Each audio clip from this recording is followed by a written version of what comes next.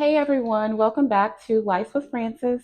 Before I get into today's story, I did want to let you guys know that these videos are for educational purposes only. And yes, sometimes I know that I do share stories that are a little bit entertaining and sometimes funny, but the main reason I share them is to help educate people, especially those who may not understand the physical, emotional, and psychological toll that lice can have on a person, especially the severe lice cases.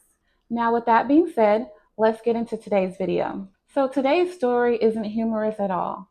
In fact, it's heartbreaking. I had a woman call me for lice treatment. She told me that she was a teacher and that she had gotten lice from one of her students.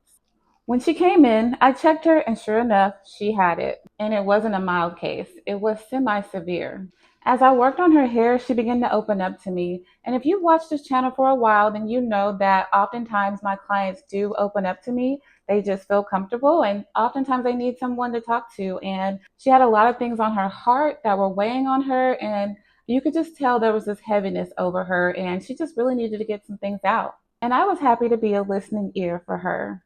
But she began to tell me that there's a little boy in her classroom who has a severe lice infestation. She said that he would even come in with lice on his clothing and that she had to keep him isolated from the other children. She said that she would put him at a table all by himself and not allow him to be anywhere close to the other students. And she did the same thing when he went to eat lunch. He had to sit at a table all by himself away from the other students. And when I heard this information, it broke my heart. I kindly just said, hey, don't isolate him like that. That can be very traumatizing, especially in the long run when he gets older. That's really going to be a lot for him to try to overcome. And she said, I know that, but I can't risk him getting all my other students lice. I don't know what else to do.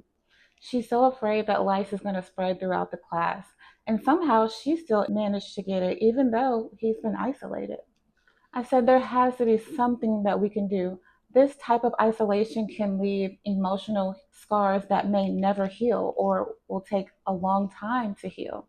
And she just said, I know, I know. I said, well, can you contact DHS? Have you done that? She said, we have DHS caseworkers that actually work in the school, and they are very aware of his case.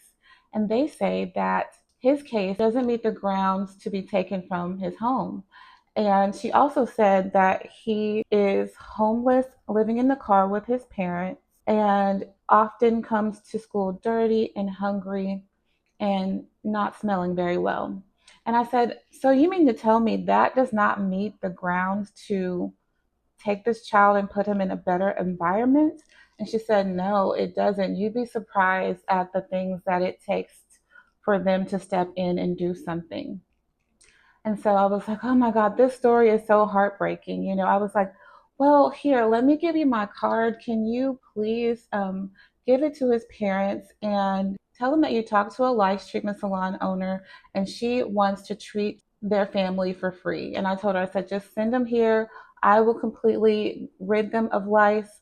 That way he can at least go to school and not have to be isolated from the others and not have to worry about being bullied and things like that. I just was like, please just send them here. Let me help in some type of way. I didn't know how to help them besides doing that and praying for them because, I don't know who these people are. I've never seen them. I'm just hearing her story. And so she took the card and said, okay, thank you. But I never heard back from her or I never heard from them. And honestly, you guys, this broke my heart because I was really looking forward to being able to step in and help some type of way. So I just began to pray for him, and that's all I could really do. There's been times that we have treated families for free that were in similar situations. We do require that people have a recommendation from a school or something like that because if we didn't, it would be kind of hard to decipher who really needs the help, basically. And so that's why we do require people to be referred by a school because we know the school is going to reach out. They're going to let us know that this person is in dire need, okay? And so we have done that for years. We just really don't talk about it. This video I just thought would be enlightening for you guys. And the crazy thing is, Apparently, this situation happens more often than we think, meaning that we think that there are situations where DHS will step in and take away the child because these living conditions are beyond livable. I actually had a police officer wife come into my office saying for the same reason she's getting treated for lice. And she began to tell me, like, I think I was telling her about this situation. And she said, honey, listen, trust me, my husband is a police officer and I hear these things all the time. They are so heartbreaking. And she said that her husband oftentimes would be called out to a situation. He would go inside these people's homes and it would be roach infested, rat infested, bed bugs everywhere, just feces, dog, cat feces everywhere. I mean, completely unlivable. And children would be living there and they weren't able to step in and take the kids away. They would say, the state would say that this doesn't qualify. This does not meet the grounds for the state to step in and take these children to a safer place, okay? And so I don't know what it takes. I don't know what they consider. Maybe there has to be some type of physical abuse, maybe bruises, things like that before they step in.